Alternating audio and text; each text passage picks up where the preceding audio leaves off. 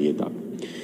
یہ ملتان میں جو واقعہ ہوا, جو ڈیڈ باڈیز ملی, اور ابھی میں دیکھ رہا تھا سوشل میڈیا پہ کہ آج 20 مزید لاشیں ملی, تو اس کی بھی تحقیقات ہونی چاہیے کہ یہ کہاں سے آئی. مطلب یہ تو عجیب قسم کا واقعہ ہے کہ اس کا ویئر اباؤٹ کا پتہ نہیں اور ڈیڈ باڈیز آ جاتی ہیں. لیکن دیکھیں نا, یہ اس کا پوری جو کانفلکٹ ہے اس پورے ریجن میں, جو دہشت گردی ہے, جو تباہی و بربادی ہوئی ہے, جو جنازے ہم نے اٹھائے ہیں, جو آپریشنز ہوئے, جو ڈسٹرکشن ہوئی ہے, جو گھر تباہ ہوئے ہیں, جو لوگ بے گھر ہوئے ہیں, جو معاشی طور پر معاشی قتل عام ہوا ہے لوگوں کا, جو لوگ ڈس اپیئر ہوئے ہیں بلوچستان سے لے کر سوات تک, پھر گلگت بلتستان تک, تو یہ تمام جتنے بھی چیزیں ہیں یہ بائی پروڈکٹس ہیں اسی کانفلکٹ کی, اسی جنگ کی, جس میں ہم آج سے 40-45 سال پہلے ہم کود گئے تھے. اب اس کے جڑ تک پہنچے بغیر اور روٹ کاز معلوم کیے بغیر ہم اس کا علاج نہ کر سکتے ہیں, اور نہ اب تک میرے اپنے خیال میں ہمارا کوئی ارادہ بنا ہے کہ ہم اس کا کوئی مستقل حل نکالیں. ہم ایک فیصلہ کرتے ہیں, اس کے بعد پھر اس کو چند سال بعد ریورس کرتے ہیں. اے پی ایس کا جب واقعہ ہوا تو ہم نے آل پارٹیز کانفرنس بلائی, تمام سیاسی جماعتوں نے مل کر ایک نیشنل ایکشن پلان دیا, اور اس میں کیٹیگوریکلی لکھا گیا تھا کہ آج کے بعد کسی ملیٹنٹ تنظیم کے ساتھ بات چیت نہیں ہوگی. پھر آج 8-10-15 سال بعد پھر ہم کہتے ہیں کہ نہیں, یہ تو خیر اپنے ہی بچے ہیں اور ان کو ہم نے منانا ہے یا ان کے ساتھ ہم نے بات کرنی ہے. تو اس طرح کے کنفیوز پالیسی کے ساتھ نہ اس مسائل کا حل ڈھونڈا جا سکتا ہے اور نہ یہ مسئلہ حل کر سکتے ہیں. دوسری چیز, جس طرح میں نے شروع میں کہا کہ یہ جو ہماری افغان پالیسی تھی پہلے ہی دن سے لے کر آج تک, وہ پہلے ہی دن سے کنفیوز تھی. ہم اگر یہ کہیں کہ صرف ہم نے افغان وار میں اس وقت جب ضیاء الحق کے دور میں ہم نے اس کو سپورٹ کیا یا اس سے پہلے ہم نے اس کو سپورٹ کیا, وہ صرف اس وقت تک محدود نہیں تھا. یہاں پر اس موجودہ یہ جو پچھلے سال جو وہاں پر افغانستان میں طالبان نے ٹیک اوور کیا, ہماری ہاں اس کو بھی سیلیبریٹ کیا گیا تھا. ہمارے سٹنگ پرائم منسٹر نے اس کو غلامی سے آزادی کے ساتھ تشبیہ دے دیا تھا. وہ پرائم منسٹر سے بڑا آفس تو ہوتا نہیں ہے, وہ ان کے ایک ایک سٹیٹمنٹس سے پورے معاشرے میں, پورے ملک میں ایک عام تاثر بنتا ہے. اور وہ اس کے بعد پھر یہاں سے فوج در فوج ہمارے صحافیوں کی جا رہی تھی, اور اس وقت بھی ہم نے اس خدشے کا اظہار کیا تھا کہ اس کا سپل اوور ہوگا, یہاں پر جو دہشت گردی آلریڈی موجود ہے اس میں مزید اضافہ ہوگا. اور پھر وہی ہم نے دیکھا کہ وہاں پر جب سے طالبان کی حکومت آئی ہے ان کا سپل اوور یہاں پر آئے, وہ اب یہاں پر آئے ہیں, تقریباً وزیرستان میں بھی ہے, وہ پورے پختونخوا میں پھیل گئے ہیں, سوات اور گلگت بلتستان تک پھیل گئے ہیں. اتنے تک آپ خود اندازہ لگا لیں کہ ہمارے گلگت بلتستان کے ایک منسٹر کو, سٹنگ منسٹر کو انہوں نے ہاسٹیج بنایا ہوا تھا. وہ کچھ وقت کے لیے ان کو انہوں نے اپنے پاس رکھا, تو اس کے بعد پھر مذاکرات ہوئے, پھر اس کے بعد اس کو چھوڑ دیا.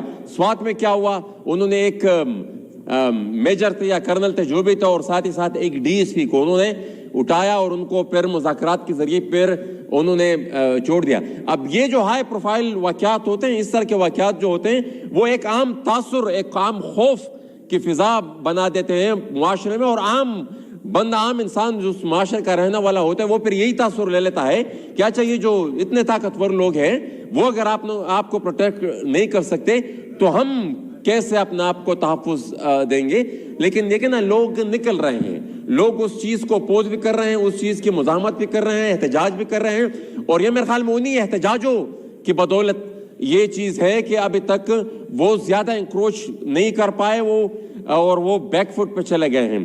ساتھ ہی ساتھ اب ہمارا ایک قومی المیہ ہے, ان معاملات کو جو اٹھاتا ہے, ان کی طرف جو نشاندہی کرتا ہے, ان پالیسیز کے خامیوں کی طرف جو اشارے نشاندہی کرتا ہے, پھر اس کے ساتھ وہی ہوتا ہے جو علی وزیر کے ساتھ ہوا. وہ اس نے کچھ زیادہ نہیں کہا تھا, یہ دہشت گردی کی جو جنگ ہے اسی پر وہ معترض ہے, اس پالیسی پر وہ اعتراض کر رہا ہے, اور اس کے نتیجے میں پھر یہی ہوا جو ابھی تک ان کی ایک ضمانت ہوتی ہے, پھر دوسری ضمانت ہوتی ہے, اور پوری عدالت نظام کو, پوری قانون کو ان کے خلاف استعمال کیا جاتا ہے اور ان کی ضمانت نہیں ہو پا رہی. دیکھیں اگر پالیسی میں ہی میں وائنڈ اپ کرتا ہوں, لیکن اگر پالیسی میں ہی کوئی مسئلہ ہے اور ان پہ اعتراض کرنے والا, اب آج ہر کوئی کہتا ہے کہ ولی خان نے 40 سال پہلے جو بات کی تھی وہ بالکل ٹھیک تھی, وہ بالکل, لیکن اس وقت اسی بات کے اوپر ان کو غدار ٹھہرایا جاتا تھا. اب آج جو لوگ بات کر رہے ہیں, جن چیزوں کی نشاندہی کر رہے ہیں, جن خامیوں کی نشاندہی کر رہے ہیں, آج ان کو غدار ٹھہرایا جاتا ہے. آج سے 15-20 سال بعد شاید ان کو بھی کہہ دیا جائے, ان کے بارے میں بھی کہا جائے کہ بھائی ان کی بات ٹھیک تھی, ہماری بات ٹھیک تھی, مینگل صاحب کی بات ٹھیک تھی, اور جتنے ہمارے لوگ ہیں جو یہ بات کرتے ہیں ان کی بات ٹھیک تھی. حل کی طرف میں آپ, مجھے پتہ ہے جناب اسپیکر آپ کہہ رہے ہیں کہ حل, جناب اسپیکر یہ ہے کہ حل 2 دفعہ ہم نے بتایا کہ ٹروتھ اینڈ ریکنسیلیشن. آج مجھے خوشی ہوئی کہ تمام سیاسی جماعتیں اس پہ متفق ہو رہی ہیں. دیکھیں, مجھے تاریخ یاد نہیں ہے, لیکن جب چارٹر آف ڈیموکریسی جس دن سائن ہوئی, شیر رحمان صاحبہ بتائیں گی, مجھے ایگزیکٹلی اس کی تاریخ یاد نہیں ہے. چارٹر آف ڈیموکریسی میں ایک کلاس یہ بھی تھا کہ ایک ٹروتھ اینڈ ریکنسیلیشن کمیشن بنے گا. جی, اس میں موجود ہے. اب وہ جن 2 بڑی جماعتوں نے وہ ٹروتھ اینڈ ریکنسیلیشن, وہ چارٹر آف ڈیموکریسی ڈرافٹ کیا تھا, ان پہ سائن کیے تھے, بعد میں شاید اور جماعتوں نے بھی سائن کیا تو اس کے اوپر, وہ دونوں جماعتیں آج اقتدار میں موجود ہیں.